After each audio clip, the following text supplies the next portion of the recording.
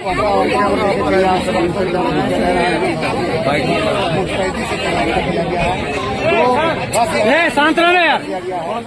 मामला है अवैध कब्जा का।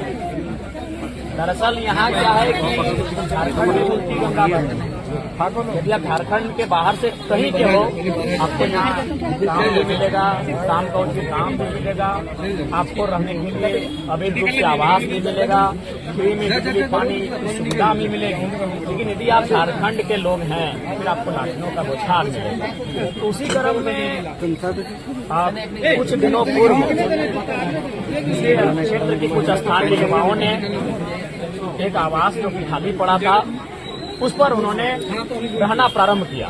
अब सवाल है कि ये युवा इस आवास में रहने के लिए कैसे प्रेरित हुए भाई?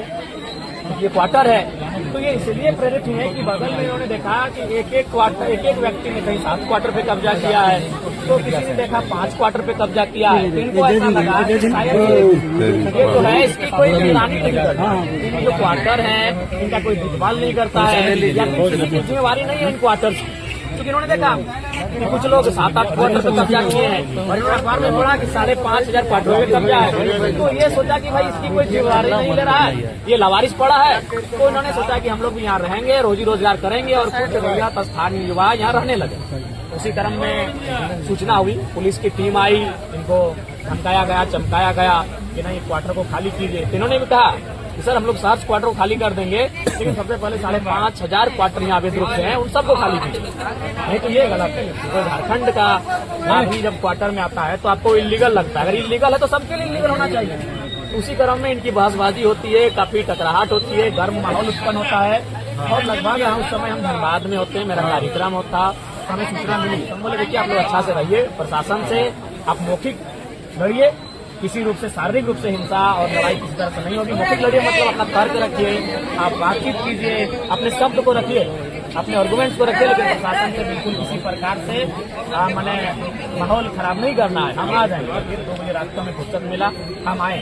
जब हम आए तो थोड़ा सा हट कर प्रशासन से हमारा भी हुआ। उसके बाद हम फिर चले गए रात को चले गए। जाते हैं नावाडी में सीओ वीडियो के सामने हमने जनता दरबार लगाया, हम थाना गए, वहाँ लोगों की समस्या सुने। वहाँ से फिर हम डुमरिया अनुमंडल गए, वहाँ मैंने लोगों की समस्या को सुना। मैं वहाँ से मिनिया घाट गया। फिर मुझे सूचना मिली कि नहीं इस बार SDM आए हैं और महिला पुलिस भी आई है और बाकायदा लाठीचार्ज भी हुआ है। तो फिर हम वहाँ से भागे यहाँ तक आए। देखिए अगर आवास पे जाके ऐसे चले जाना या रहना अगर गलत है तो बिल्कुल हम भी कहते हैं गलत है, लेकिन सवाल है 5,500 क्वार्टर भी खाली होने चाहिए। और जिस प्रकार से लोगों की मनमानी है झारखंडियों को दबाने की, डराने की, उसकी अब विराम लगे। आपने आवेदन दिया? जी लड़कों ने आवेदन दिया था। हाँ सीसीएल के द्वारा कि वो तो हमें जानकारी नहीं है, लेकिन आवेदन दिया गया। हाँ 4 मंथ ने आवेदन दिया था। लेकिन यहाँ आवेदन और प्रोटोकॉल और कानूनों की प्रक्रिया का मायने नहीं है। यहाँ आपका कोई किसी रसूखदार व्यक्ति से आपकी पहचान होनी चाहिए जिनका कोयला में प्रभाव है। चूंकि CCL का मामला है तो ऐसे लोगों को ये तुरंत आवंटित कर देते हैं। बगल में ये लोग कुछ नाम बता रहे थे, कोई एक व्यक्ति 7-8 क्वार्टर कब्जा करके बैठा है। तो इसमें जो मन बढ़ाना तो इसका कारण कहीं ना कहीं CCL की उदासीनता है। इसीलिए CCL को अपनी उदासीनता को त्याग करते हुए और बिल्कुल जो लोग CCL के कर्मी हैं उनके अलावा जो भी अवैध क्वार्टर कब्जे में है उसकी जांच हो और उन्हें कहीं ना कहीं कब्जा मुक्त करना चाहिए। CCL के उच्च अधिकारियों से बात हुआ है? जी जनरल मैनेजर से हमारी बात हुई है और बिल्कुल हम लोग एक तरह से ये एक बहाना था इस आंदोलन को चर्चा में लाने का, इस विषय को चर्चा में लाने का।